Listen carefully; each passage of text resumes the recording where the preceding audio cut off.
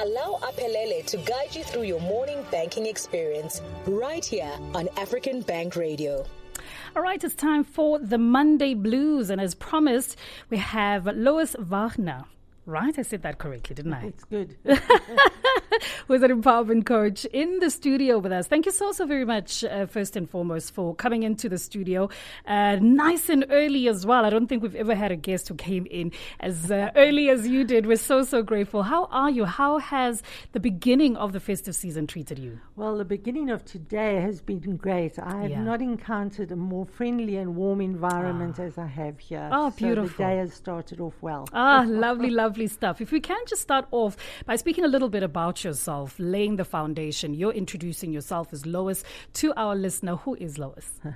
Okay, I call myself Lois, your friend for forgiveness. Love that. And that's based on my experience of the freedom that forgiveness gives you. And I use the acronym SMILE to describe who I am. Yeah. The S stands for I'm a storyteller, I'm a speaker and an author. The M is mentoring, I mentor people. I is inspiring, I hope I inspire. L is I'm a learning facilitator, and E is an empowering coach.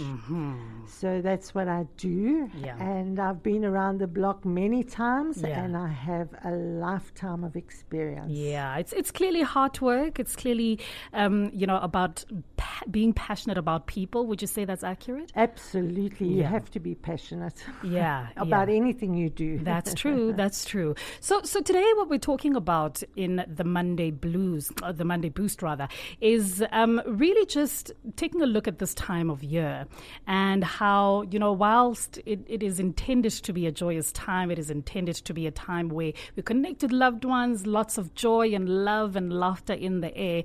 It can also have a very different effect on certain people, depressive episodes, suicidal ideations, and all of that, and being termed as the festive season blues. What do you think that people would have a reaction or a response of that nature to a time that is intended to be about good vibes? Well, unfortunately, the bad things happen throughout the year, and they don't stop during the festive season. That's true. So the depression sometimes even gets worse during the festive season for those people who are alone or don't have the support that they need. Yeah.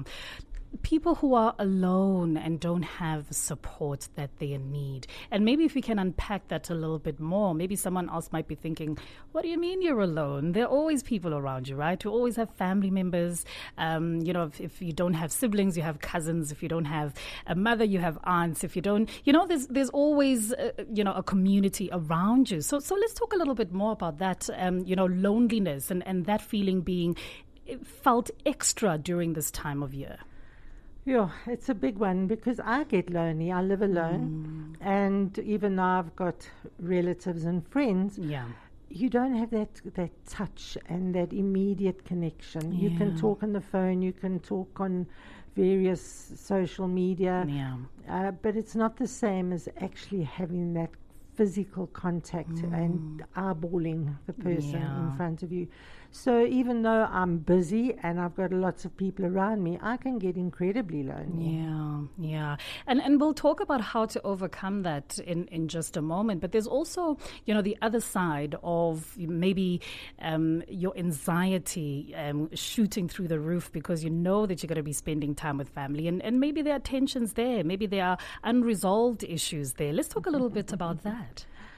Well, one's got to learn how to address those unresolved issues, and it's about communication. For sure.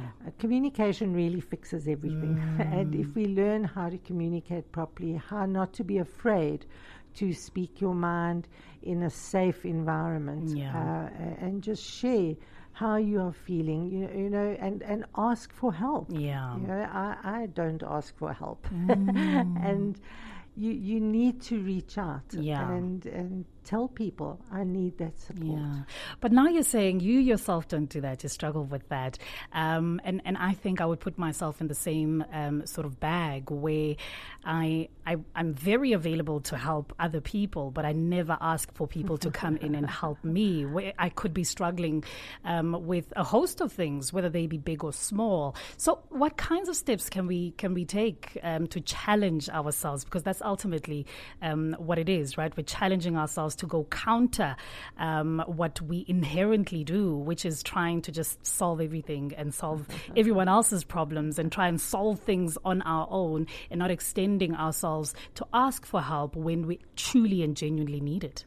I think it always starts with self-awareness. You need to understand who you are, what you want, what your goals and aspirations and dreams are. And then to say, well, what do I need to achieve that? So it starts with self-awareness. And I think that's one of the biggest needs we have, is that we don't understand ourselves. We don't spend enough time doing that introspection and looking within. And I think really people need to take time out and say, what is it? What is my characteristics? What are my strengths? What are my challenges in life? And that's where it starts. Know yourself. Know yourself. And where does one start? You know, I would say maybe journaling, spending alone time with yourself, meditation. And there's something therapeutic about writing things down. I don't know if the same is true for you. Well, absolutely. I mean, my book started out as a journal until it became a diary and became quite boring. But writing is very therapeutic, even if you don't see it as therapeutic, because you can look back, say a month later, if you're journaling your feelings, your emotions, and you said, oh, I'm full of hatred, or I'm full of anger, or whatever it is, and you rate yourself on a scale of 1 to 10, maybe it's an 8 or a 9, and then in a month's time you look back and say, well, I'm only a 6 now. And you can see the difference, the healing journey, and you can see how you're progressing. And so journaling is very powerful, and speaking. But remember, I speak publicly. I mean, my story is quite horrendous, and I speak publicly about it. And not everybody should do that. Right. You should only speak out when you've got the support and the resources to do it. But if you don't have that, speak to a close relative or friend, speak to yourself in the mirror, speak to your dog or your cat. But by verbalizing it, you're expressing and you're releasing whatever those anxieties are inside of you. You're releasing those. And it definitely helps on the road to healing. And you said something earlier on about the power of communication. It solves most, if not all, conflicts and misunderstandings, right? And we'll delve in deeper into that. But why do you think maybe at this time of year, as we're literally winding up the year, why do you think it then becomes even more important to sit and reflect and have time with yourself and do a self-assessment, if you like? You know, nothing to do with maybe your work goals and all of that, really just about self and knowing yourself and understanding yourself and who you are and who you want to be and all of that. Why do you think at this time of year that kind of exercise becomes super important? I think it's just a habit. I really don't think one should wait till this time of the year to do that. February, June, anytime. It really doesn't matter. You should be looking at yourself all the time because you change and your circumstances change. So it's not a once-a-year event. You should be looking at it every month. Okay, what have I achieved? How have my goals changed? Because they are moving. You have a long-term dream or aspiration, but you have short-term goals, they will change. Well, I didn't get that goal, so let's set another one. And so you should be reflecting all the time, not only now. I think people do it because it's become sort of socially accepted, New Year's resolutions and also vision boards. People go and leave and they've got a little bit more time. But we should be making time every day. You mentioned just now meditation. Mindfulness is so important to spend, even if it's only 5 minutes a day. The grateful journal. Everybody should be keeping a gratefulness journal. And that's when you reflect. What am I grateful for? And that self-awareness becomes important as well when it comes to one's boundaries, right? Sometimes you don't have the language to articulate why it is that you're so uncomfortable about this, that, and the other. But it's because you actually haven't really fathomed what your boundaries are and when they are being transgressed. And now you can't vocalize it or verbalize it to somebody else because you don't have the language for it, because you don't have enough self-awareness to know that, hey, this is where my limit is. Absolutely, and I'm glad you mentioned boundaries, because that brings me to my program that I call Brave. And it starts with the B starts for boundaries. Right. And it's so important that you understand not only your own boundaries, but the boundaries of those people around you. And I introduced the Brave concept based on gender-based violence. Right. And the whole idea was to, how do we educate people to be brave to stop not only gender-based violence, but bullying or any kind of violence. So the B is boundaries. Know your boundaries. Understand your boundaries. What are they? Then we move on to the R, and that is respect. Respect other people's boundaries. Very and important. take responsibility for those. And the A is always ask. Ask for permission. Whatever you're going to do, don't assume that the other person knows or understands or wants what it is.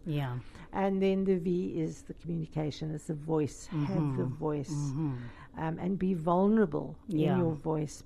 Be prepared to speak out and voice what you are feeling. And then the E is about equality and empowerment. And if we can learn those values and we can teach those values to the kids, we set to make change.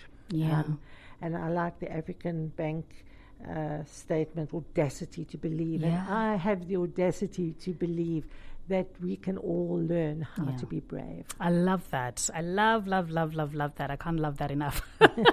and I think it just goes in nicely now into just unpacking a little bit more the power of effective communication. Something else that, with conversations that I have with friends, not being able to ask for help, but also, being afraid to assert yourself. So that voice that you're talking about, being able to just communicate effectively. We're not at war if I tell you that I don't like something, right? That makes me uncomfortable. That, and the other. Standing up for yourself, communicating well and effectively is something that we need to practice on a daily basis. And it starts with listening. We don't listen. We listen to respond rather than listening to understand. And very that true. Is a huge problem. You're talking about your weekend, and I'm thinking, I must tell you about my weekend. I must do one and up. I'm not really listening to what you have said. And maybe your weekend ended up being terrible. And I'm just so busy wanting to tell you about my exciting weekend that I don't hear that you had a bad one. It starts with listening, doesn't it? So let's challenge our listener now. I think, we're wrapping things up as far as the year of work is concerned. We're going to go into our time of rest, our time of connecting with loved ones. If you know that you're prone to just having the festive season blues, how do you take those baby steps in trying to overcome those anxieties, those feelings of just feeling down and loneliness as well that we have touched on? It's just that mindfulness.